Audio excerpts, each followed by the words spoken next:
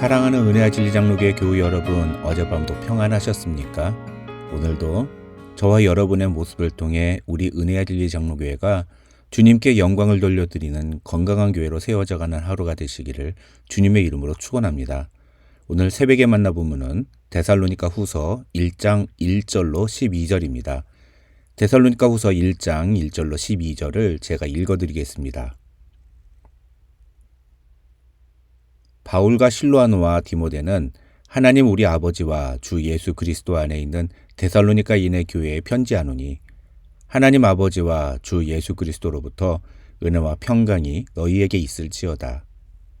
형제들아, 우리가 너희를 위하여 항상 하나님께 감사할지니 이것이 당연함은 너희의 믿음이 더욱 자라고 너희가 다 각기 서로 사랑함이 풍성함이니 그러므로 너희가 견디고 있는 모든 박해와 환난 중에서 너희 인내와 믿음으로 말미암아 하나님의 여러 교회에서 우리가 친히 자랑하노라. 이는 하나님의 공의로운 심판의 표요 너희로 하여금 하나님의 나라에 합당한 자로 여김을 받게 하려 함이니 그 나라를 위하여 너희가 또한 고난을 받느니라.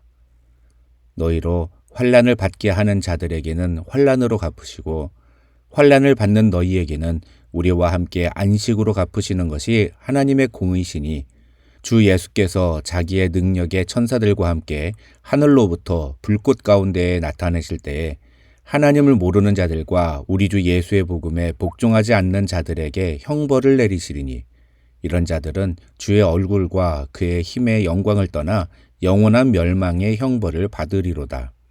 그날에 그가 강림하사 그의 성도들에게서 영광을 받으시고 모든 믿는 자들에게서 놀랍게 여김을 얻으시리니 이는 우리의 증거가 너희에게 믿어졌음이라.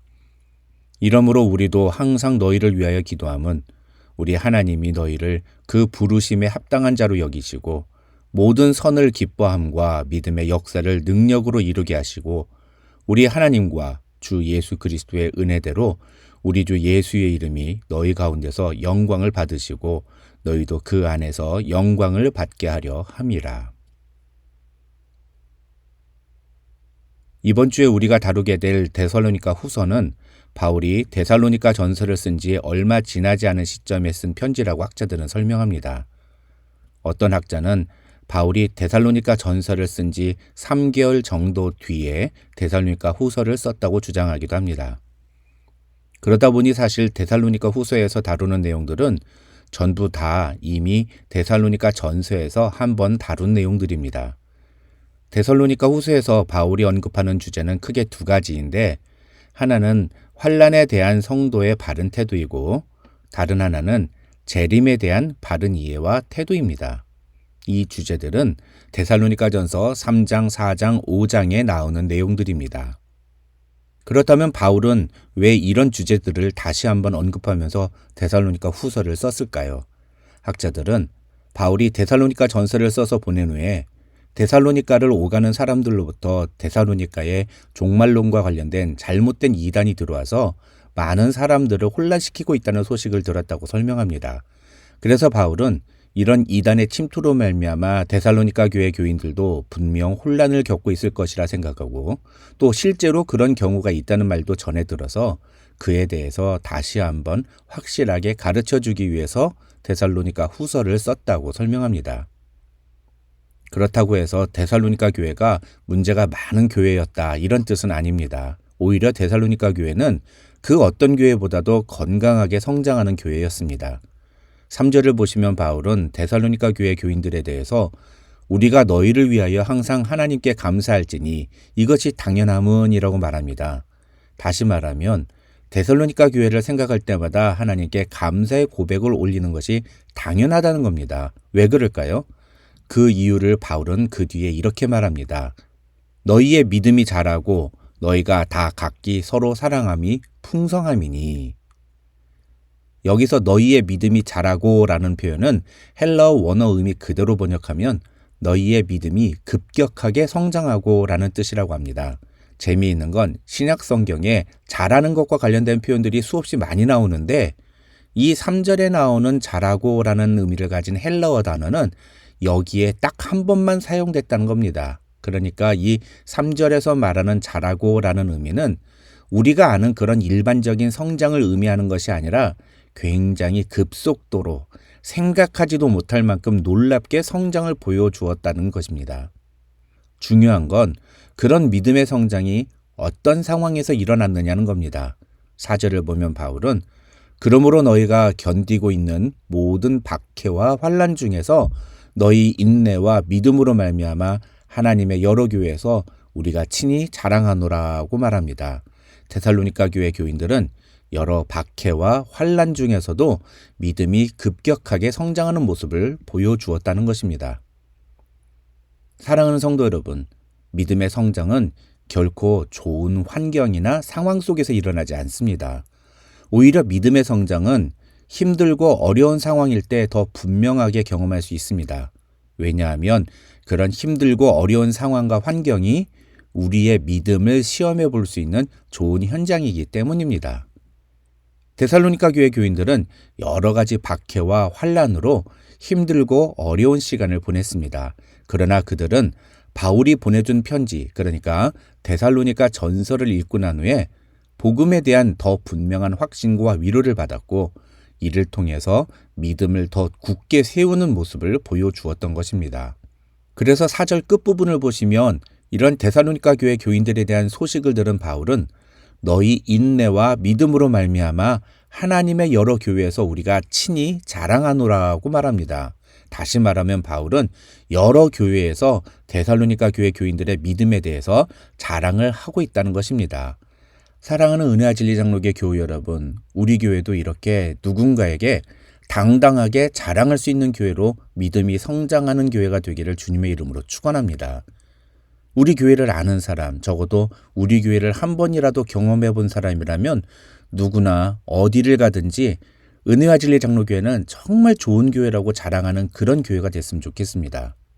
농담 아닌 농담으로 남자 성도들이 우리 교회 주일 애찬은 전국 최고라는 말을 합니다. 저도 그 말에 동의합니다.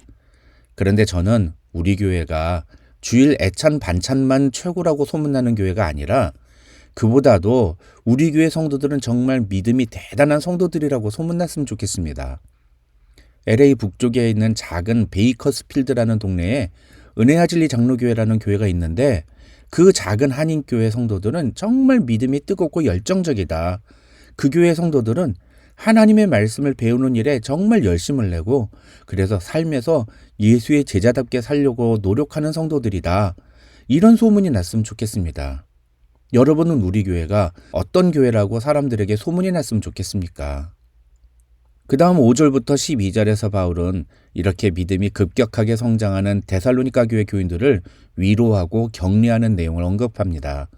그러면서 너희가 이렇게 여러 박해와 환난 속에서도 끝까지 인내와 믿음으로 서로 사랑하는 모습을 보여주게 되면 하나님께서는 너희를 하나님의 나라에 합당한 자로 여기실 것이라고 5절에서 말합니다. 바울은 이 말을 11절에서 다시 한번 반복하는데 11절에 나오는 그 부르심에 합당한 자라는 표현이 바로 그것입니다. 다시 말하면 박해와 핍박받는 상황 속에서도 믿음을 지키며 서로 사랑하는 모습을 보여주고 있는 데살로니가 교회 교인들을 가리켜서 바울은 너희는 하나님의 나라에 합당한 자, 그 부르심에 합당한 자다 이렇게 부르고 있는 것입니다. 바울이 데살로니가 교회 교인들을 하나님의 나라에 합당한 자, 그 부르심에 합당한 자라고 부르는 이유가 무엇일까요? 그것은 바로 그들이 하나님의 나라를 위하여 고난을 받고 있기 때문입니다. 12절에서 바울은 그러한 데살로니가 교회 교인들의 모습을 통해 우리 주 예수의 이름이 영광을 받으시고 너희도 그 안에서 영광을 받게 될 것이라고 말합니다. 이것을 풀어서 설명하면 우리가 하나님의 나라를 위해 고난을 받게 되면 그것을 통해 우리는 주 예수 그리스도께 영광을 돌려드리게 되고 이러한 모습을 통해 우리는 하나님 나라에 합당한 자, 그 부르심에 합당한 자로 불리게 될 것이라는 것입니다. 사랑하는 은혜와 진리 장로교회 교우 여러분, 저는 우리 교회의 표어로 제자로 부름받고 제자로 살아가는 은혜와 진리 장로교회라고 지었습니다. 제자로 부름받았다는 것은 우리가 예수를 믿고 구원을 받은 하나님의 자녀들이 되었다는 뜻입니다. 그렇다면 이제 우리는 우리의 삶의 현장에서 제자로 살아가는 성도들이 되어야 합니다. 그것이 바로 오늘 본문에서 바울이 데살로니가 교회 교인들을 향해 하는 말입니다. 하나님의 나라에 합당한 자, 그 부르심에 합당한 자답게 살아가는 것이 바로 제자로 살아가는 자의 모습인 것입니다. 이런 삶의 현실은 결코 쉽지 않습니다. 데살로니가 교회 교인들이 겪었던 것처럼 핍박과 환난이 있는 것은 아닐지 모르지만 빡빡한 이민자의 삶에서 당연히 겪어야 할 미래에 대한 불안감과 두려움, 그리고 경제적인 압박과 건강의 문제, 무엇보다도 자녀들의 미래에 대한 염려가 우리 앞에 늘 놓여 있습니다. 그러나 여러분, 이런 것들이 우리 앞에 놓여 있다는 것이 바로 우리의 믿음을 확인하고 증명할 수 있는 가장 좋은 기회라는 것을 여러분 잊지 마시기 바랍니다. 오늘 본문이 우리에게 주는 메시지가 바로 그것입니다. 모든 박해와 환난 가운데 너희가 인내와 믿음으로 견디고 있는 모습을 보니 내가 하나님의 여러 교회에서 너희를 자랑하노라 하고 말하는 바울의 고백이 저와 여러분을 향한 고백이 되기를 바랍니다. 그러기 위해 우리는 믿음의 진보를 이루어야 합니다. 그냥 대충 신앙생활을 하는 것이 아니라 오늘 본문에서 바울이 말하는 것처럼 믿음의 급격한 진보를 이루어야 합니다. 10년, 20년, 30년 신앙생활을 했는데 전혀 우리의 삶에 달라진 것이 없다는 말은 그리스도인으로서는 참으로 부끄러운 말입니다. 나는 이미 늦었다는 말은 절대로 하지 마십시오. 주님 앞에 서는 순간까지 우리는 최선을 다해 믿음이 자라나는 삶을 살아야 합니다. 매일 그렇게 믿음으로 자라나는 삶을 살아가려고 노력할 때 주님은 그런 우리의 모습을 보시며 너는 하나님의 나라에 합당한 자야. 너는 부르심에 합당한 자야. 너는 제자로 부름받고 제자로 살아가는 하나님의 자녀야 라고 우리를 칭찬해 주실 것입니다. 저와 여러분 모두 이런 귀한 믿음의 주인공들이 되시기를 주님의 이름으로 축원합니다.